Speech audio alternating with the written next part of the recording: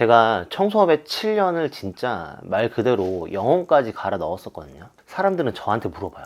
그래서 돈 많이 벌었냐? 성공했냐? 글쎄요. 초보 사장님들이 보기에는 번듯한 사무실도 있었고 학교 청소부터 관공서 다양한 청소를 하고 제주도에서는 그래도 제법 규모가 있는 곳들도 종종 청소를 했으니까 성공이라고는 조금 그렇지만 그래도 형편없이 보이지는 않았겠죠. 근데 있잖아요. 지금 와서 보면 아쉬움이 정말 많이 남습니다. 왜냐면 저는요, 너무너무 중요했던 것들을 완전히 놓치고 있었거든요. 이걸 놓치면요, 5년이 아니라 10년을 갈아 넣어도 결국엔 모래성처럼 무너질 수 있습니다.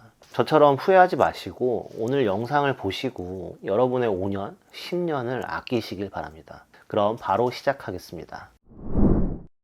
처음 시작은 아주 평범했습니다. 가진 게 없으니까 돈이 많이 들어가는 어떤 창업은 꿈도 못 꾸고요. 돈 없이 몸으로, 소위 몸빵으로 할 수 있는 것들을 찾았던 거죠. 사업이 망하고서 제주도에서 보증금 10만 원에 연세 100만 원짜리 살았었거든요. 빚만 1억 원이 넘게 있는데 모든 게 위축되어 있었죠. 그런 시기에 청소를 해야겠다고 결심을 했어요. 입주 청소부터 시작해서 에어컨 청소, 에어컨 설치, 방충망, 매트리스, 비둘기망 설치, 유리창, 연못, 학교, 상가, 진짜 다양하게 수많은 현장을 뛰었습니다. 정말 닥치는 대로 가리지 않고 다 했어요. 그러다 보니까 어느 순간 매출이 조금씩 늘어나더라고요.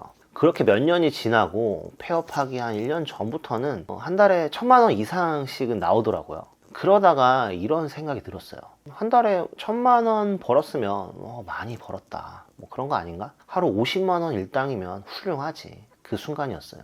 제가 제 한계를 저도 모르게 정해버렸던 거죠. 법륜 스님의 세상 보기에 따르면요, 인간의 행복은 일정 수준의 경제력을 넘어가면 더 이상 비례해서 올라가지 않는다고 합니다. 맞는 말이었어요. 소득은 어느 정도 올라갔는데 마음은 왜 이리 허전했을까요? 결국 문제는 외부 조건이 아니라 내가 내 삶을 어떻게 바라보는가에 있었던 겁니다. 어떤 분들은 그러시더라고요. 야, 돈만 잘 벌면 되지. 그리고 월 1,000만 원 정도면 됐지. 뭘 더 바라냐. 진짜 배돼지가 불렀구만. 그 말 틀린 거 아닙니다. 실제로 많은 분들이 그걸 목표로 하니까요. 근데 그 정도로는 인생이 안 바뀌더라고요. 단순히 1,000만 원의 어떤 그런 금액이 문제가 아니라 뭔가를 놓치고 있었다는 게 느껴졌거든요. 그렇게 제 자신을 돌아보게 된 계기가 바로 이사였습니다. 제주도에서 9년간 살다가 육지로 올라오면서 단순한 지역 이동이 아니라 인생을 좀 재정비하게 됐던 거죠. 그 과정에서 제가 얼마나 많은 벽을 스스로 만들어 왔는지를 알게 됐습니다. 그러면서 스스로 정한 한계에 대해서 나만의 어떤 프레임에 갇혀서 벗어나지 못하는 것들에 대해서 끊임없이 깨부수려고 노력을 하고 있어요. 그 결과물 중에 한 가지가 바로 이 유튜브 채널이고요. 제가 뭐라고 진짜 날고 기는 청소업체 대표님들이 수두룩합니다. 하지만 저는 또 저만 가지고 있는 그런 경험, 노하우 이런 것들이 누군가에게는 도움이 되지 않을까? 이런 생각을 하면서 여러 가지 한계를 좀 극복하고 있습니다. 그리고 두 번째 깨달음은 청소업이 다 같은 청소업이 아니라는 것이었어요. 입주, 이사, 준공, 외벽, 유리창, 에어컨, 쓰레기집 청소의 종류는 셀 수 없이 많습니다. 그런데 대부분의 사람들은 그냥 돈 된대 이런 이유로 뛰어듭니다. 저도 그랬어요. 예를 들어서 고소공포증이 있는 사람이 외벽 청소를 하고 위생과 냄새에 예민한 사람이 쓰레기집을 한다고 하면 얼마나 고역일까요? 오래 버틸 수가 없을 거예요. 물론 생각하는 것하고 직접 경험해보는 것에는 차이가 좀 있을 건데 못할 것 같았는데 생각보다 괜찮거나 충분히 즐겁게 잘 할 수 있을 줄 알았는데 막상 해보니까 너무 안 맞을 수도 있죠. TVN 알슨 신잡의 어떻게 사는 삶이 행복한 삶인가 라는 영상에서도 전문가들은 이렇게 말하더라고요. 사람마다 욕망과 가치가 다르기에 자신에게 맞는 어떤 삶을 선택하는 것이 진정한 행복이더라고요.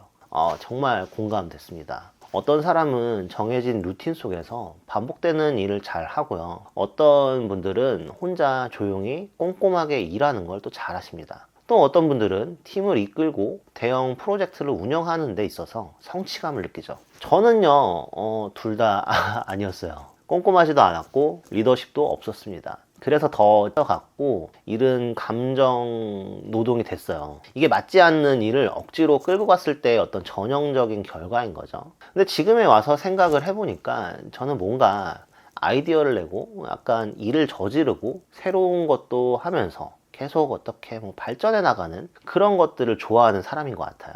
참고로 저는 중고차 수출부터 노점에서 솜사탕도 팔고요.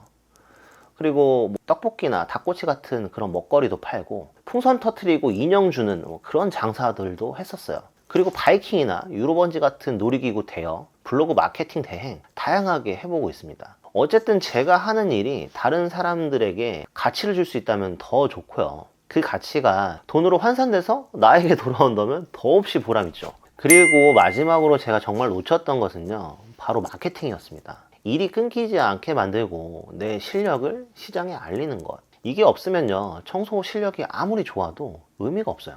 일이 없으면 실력은 정체가 될 거고 단가는 또 낮아지고 몸만 힘들어지고 결국 일을 그만두게 됩니다. 법률스님의 세상 보기에서도 이렇게 이야기를 해요. 미래 사회에서 가장 중요한 가치는 행복이고요. 그 행복을 지키려면 지속 가능성이 중요합니다. 마케팅은 단순히 고객을 유치하는 기술이 아니라 내가 하고 있는 일을 지속 가능하게 만드는, 결과적으로 행복을 지키기 위한 도구인 거죠.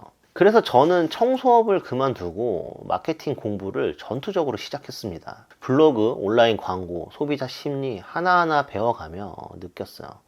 이걸 진작에 알았더라면 청소업도 다르게 운영할 수 있었을 텐데. 그 덕분에 지금은 마케팅 대행사도 운영을 하고 있고 이렇게 청돈이라는 유튜브 채널도 운영 중입니다. 그리고 이제 저는 다시 청소업을 시작해 보려고 합니다. 예전과 똑같은 방식은 아닐 거예요. 좀 더 체계적으로 시스템을 만들고 치우치지 않고 나에게 맞는 방식과 나에게 맞는 역할을 제가 선택을 해서 마케팅이라는 무기를 손에 들고 진짜 지속 가능한 방식으로요. 그리고 이렇게 청소업체를 처음부터 다시 시작한다면 여기서 얻게 되는 노하우는 좀 깊이가 달라지지 않을까요? 저는 그런 것들을 또 청소업에 종사하시거나 시작하시는 분들에게 더 심도 있게 전달할 수 있다고 확신합니다. 결국 제가 7년을 갈아놓고 얻은 결론은 이렇습니다. 첫째, 스스로 만든 한계를 넘는 용기. 둘째, 나에게 맞는 분야를 찾는 통찰. 셋째, 실력을 알리는 능력. 이 세 가지를 알고선 청소업을 한다면 훨씬 더 빠른 시간 안에 자신이 원하는 것을 얻지 않을까요?